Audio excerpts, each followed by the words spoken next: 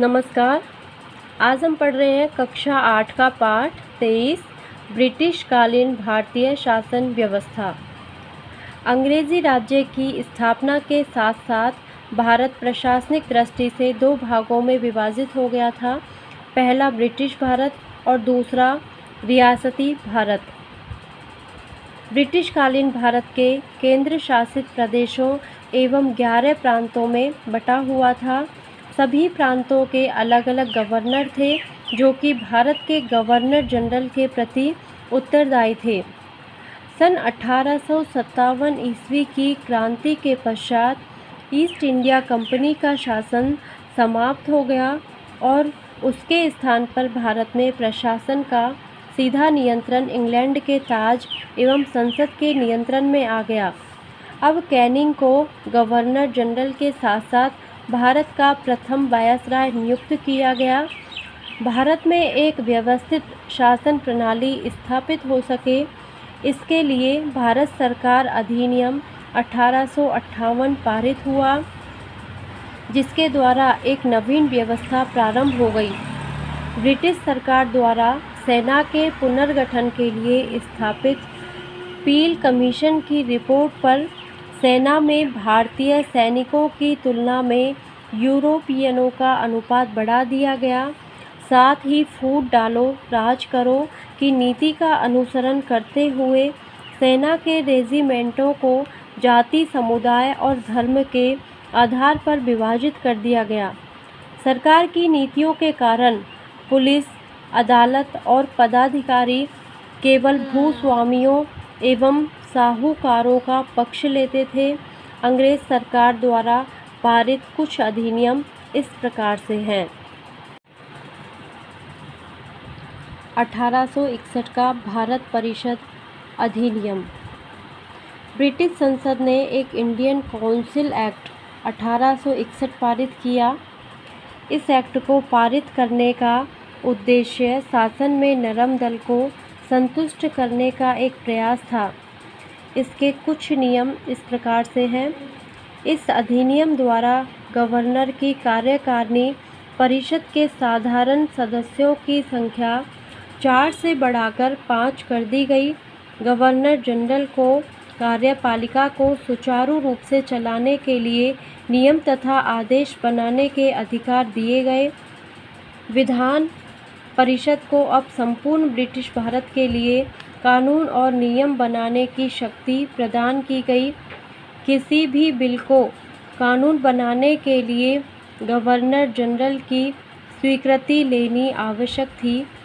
विधान परिषद द्वारा पारित कोई विधेयक सपरिषद भारत सचिव से विचार विमर्श करने पर इंग्लैंड का ताज इसे रद्द कर सकता था।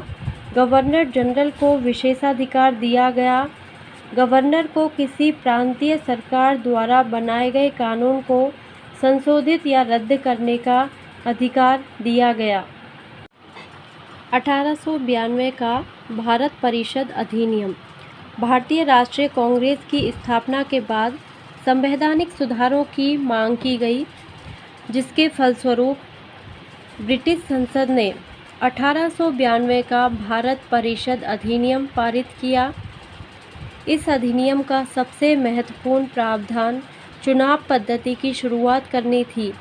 निर्वाचन की पद्धति पूर्णतया अप्रत्यक्ष थी तथा निर्वाचित सदस्यों को मनोनीत सदस्य का दर्जा दिया जाता था। इस अधिनियम द्वारा केंद्रीय तथा प्रांतीय विधान परिषदों की सदस्य संख्या में वृद्धि की गई। 1909 का भारत परिषद अधिनियम। यह भारत के संवैधानिक विकास की दिशा में अगला कदम था। इसके जन्मदाता भारत सचिव मार्ले तथा गवर्नर जनरल लॉर्ड मिंटो थे। इस अधिनियम को मार्ले मिंटो सुधार के नाम से जाना जाता है, जिसके तहत भारतीय परिषद अधिनियम 1909 मार्ले मिंटो सुधार के नाम से पारित किया गया। इस अधिनियम द्वारा मुसलमानों के लिए पृथक मताधिकार तथा पृथक निर्वाचन क्षेत्रों की स्थापना की गई।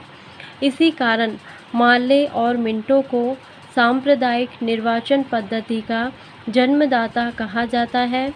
भारत में शासन करने हेतु अंग्रेज़ों ने फूट डालो राज करो की नीति अपनाई। 1919 का भारत सरकार अधिनियम। इस अधिनियम द्वारा प्रांतों में लागू की गई शासन व्यवस्था को द्वैध या दोहरा शासन कहते हैं। अब प्रांतों में आंशिक उत्तरदायी सरकार की स्थापना हो गई। इस अधिनियम को लागू कर ब्रिटिश सरकार यह चाहती थी कि भारत के एक प्रभावशाली वर्ग को अपना समर्थक बना लिया जाए। भारत सचिव को भारत सरकार से जो वेतन मिलता था, इस अधिनियम द्वारा वह अंग्रेजी कोष से मिलना तय किया गया। विषयों को निम्नांकित रूप से केंद्र तथा प्रांतों में बांट दिया गया। केंद्रीय सूची के मुख्य विषय: विदेशी मामले, रक्षा, डाक, तार, सार्वजनिक ऋण आदि। प्रांतीय सूची के मुख्य विषय: स्थानीय स्वशासन, शिक्षा, चिकित्सा, भूमि कर, अकाल सहायता, कृषि व्यवस्था आदि। इस अधिनियम को मॉन्टेग्यू चेम्सफोर्ड सुधार के नाम से जाना जाता है। 1935 का भारत शासन अधिनियम। इस अधिनियम द्वारा भारत में सर्वप्रथम संघात्मक सरकार की स्थापना की गई। प्रांतों में लागू द्वैध शासन को समाप्त कर दिया गया, साथ ही केंद्र में द्वैध शासन को लागू कर दिया गया। इस अधिनियम के द्वारा एक संघीय न्यायालय की स्थापना की गई। इस अधिनियम के तहत बर्मा को भारत से पृथक कर दिया गया।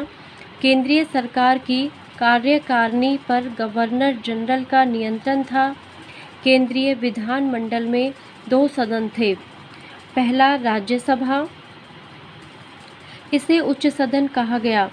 यह एक स्थायी संस्था थी। राज्यसभा में कुल 260 सदस्यों का प्रावधान था। 260 सदस्यों का प्रावधान था। इनमें से 104 सदस्य देशी रियासतों से तथा शेष 156 प्रतिनिधि ब्रिटिश प्रांतों के थे, जिनमें से 1/3 सदस्य प्रति 3 वर्ष बाद अवकाश ग्रहण कर लेते और उनकी जगह नए सदस्य चुन लिए जाते थे। संघीय सभा, इसे निम्न सदन कहा गया।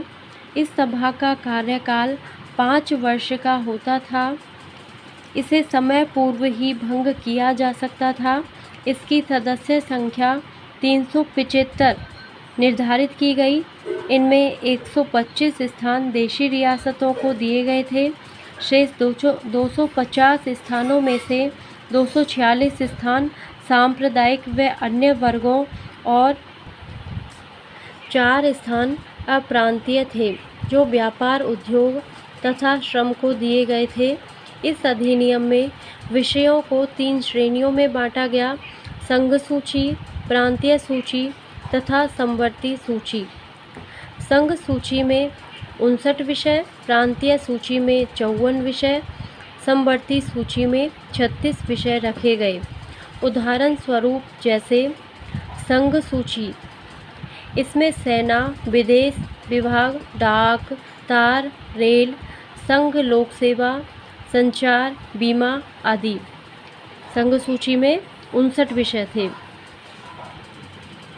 प्रांतीय सूची: शिक्षा, भू राजस्व, स्थानीय स्वशासन, कानून और व्यवस्था, सार्वजनिक स्वास्थ्य, कृषि, सिंचाई, नहरें, जंगल, खाने, व्यापार, उद्योग धंधे, न्याय, सड़क, प्रांतीय लोक सेवाएं आदि।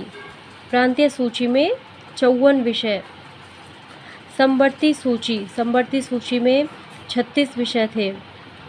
दीवानी तथा फौजदारी, विधि, विवाह, तलाक, उत्तराधिकार, दत्तक ग्रहण, ट्रस्ट, कारखाने तथा श्रम कल्याण आदि। शिक्षा एवं सामाजिक व्यवस्था में बदलाव। अंग्रेजी शिक्षा लागू करने का उद्देश्य प्रारंभ में कंपनी को कम वेतन पर भारतीय कर्मचारियों की व्यवस्था करना, ईसाई धर्म का प्रचार करना तथा प्रशासनिक कार्यों की मदद के लिए भारतीयों का सहयोग प्राप्त करना था। परंतु इसका प्रभाव यह भी हुआ कि अंग्रेजी पढ़कर लोग पश्चिमी सभ्यता एवं संस्कृति और राजनीति को समझने लगे तथा उनको ग्रहण करने लगे। अंग्रेजों द्वारा भारतीय धर्मों और रीति रिवाजों की आलोचना किए जाने पर शिक्षित वर्ग ने तर्कपूर्ण विरोध किया। 1854 के चार्ल्स वुड के डिस्पैच को भारतीय शिक्षा का मैग्ना कार्टा कहा गया।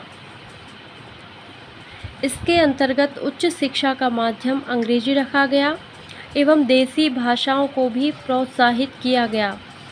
भारत सरकार के शिक्षा सलाहकार सर जॉन सर्जेंट की ओर से जो योजना पेश की, उसके तहत देश में प्रारंभिक विद्यालय, उच्च माध्यमिक विद्यालय स्थापित करने एवं 6 से 11 वर्ष तक के बालक बालिकाओं के लिए व्यापक निःशुल्क अनिवार्य शिक्षा की व्यवस्था के प्रावधान थे। ब्रिटिशकालीन शासन का भारतीय समाचार पत्रों पर प्रभाव। समाचार पत्रों को प्रतिबंधित करने के लिए सरकार ने कई कानून बनाए।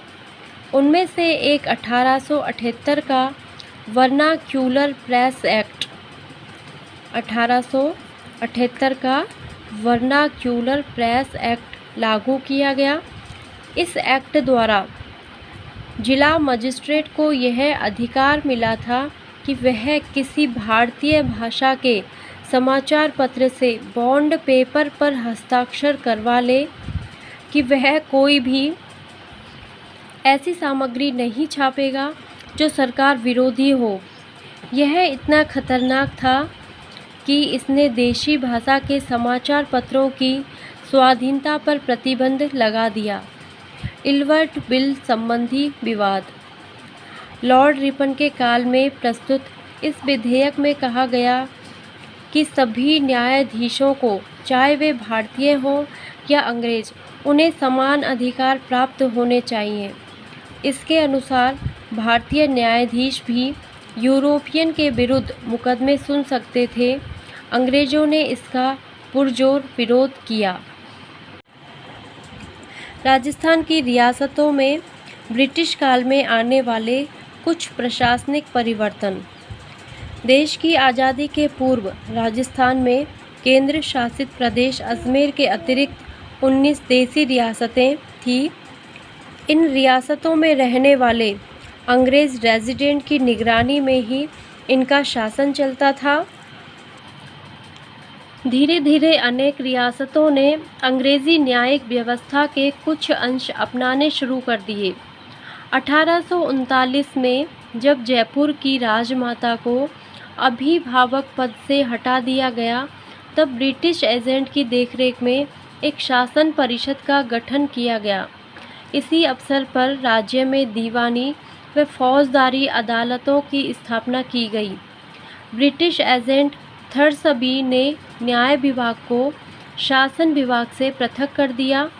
जयपुर राज्य में यह व्यवस्था 1852 ईस्वी तक चलती रही।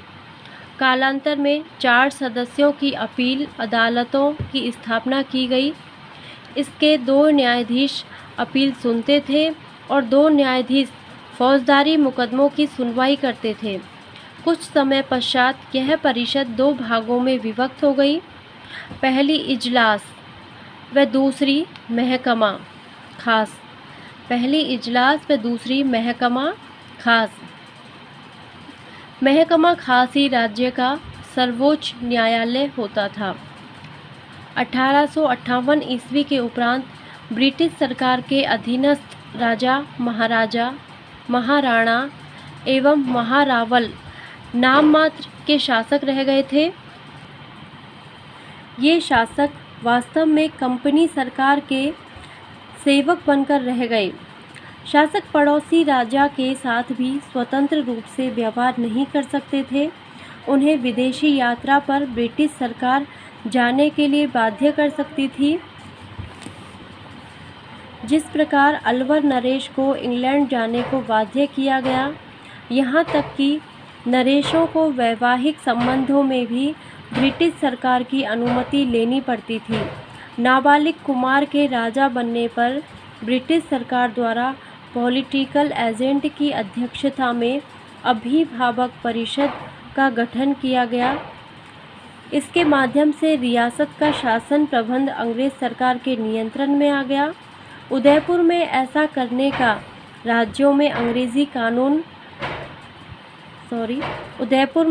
करने का अवसर ब्रिटिश सरकार को 1861 ईस्वी में मिला।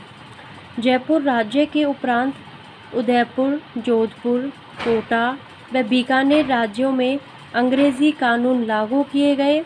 बीकानेर रियासत में शक्ति पृथक्करण सिद्धांत के आधार पर न्याय व्यवस्था लागू की गई। यहीं पर 1922 ईस्वी में उच्च न्यायालय के अनुरूप मुख्य न्यायालय स्थापित किया गया। 1930 ईस्वी तक राजस्थान की सभी रियासतों में ब्रिटिश न्याय व्यवस्था के अनुरूप न्याय व्यवस्था लागू की गई। यह घोषणा की गई कि न्याय के समक्ष सभी व्यक्ति समान समझे जाएंगे। जाति, धर्म, वंश, पद और व्यक्तिगत प्रतिष्ठा के आधार पर न्याय करते समय भेदभाव नहीं किया जाएगा। न्याय व्यवस्था के सभी कार्य अब लिखित रूप से किए जाने लगे। ग्राम पंचायतों की व्यवस्था में अंग्रेजों ने कोई परिवर्तन नहीं किए, परंतु ग्राम पंचायतों से ऊपर की इकाई परगनों को जिलों में बदल दिया गया और जिलाधीशों द्वारा वे शासित होने लगे।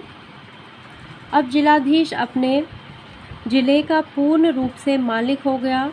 उसके अधीन नाज़ीम, तहसीलदार, न्यायिक तहसीलदार, गिरदावर, पटवारी आदि कार्य करने लगे। इनका संबंध मूलतः लगान वसूली व किसानों की भूमि संबंधी समस्याओं का निपटारा करना होता था। न्याय का कार्य जिला मजिस्ट्रेट एवं शांति व्यवस्था का कार्य पुलिस अधिकारी करने लगे। राजस्थान में अंग्रेजी शिक्षा का आरंभ अजमेर क्षेत्र से हुआ।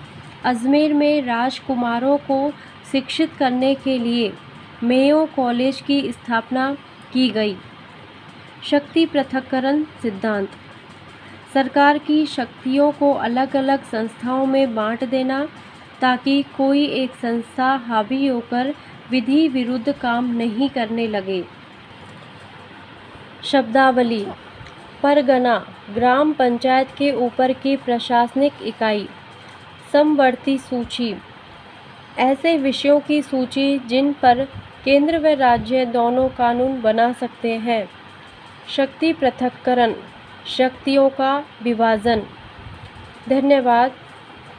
अगर आपको हमारे पाठ पसंद आया हो तो प्लीज़ इसे लाइक करना, सब्सक्राइब करना, अपने फ्रेंड्स के साथ शेयर ज़रूर करना और कमेंट में लिख के बताना कि आपको ये पाठ कैसा लगा। धन्यवाद।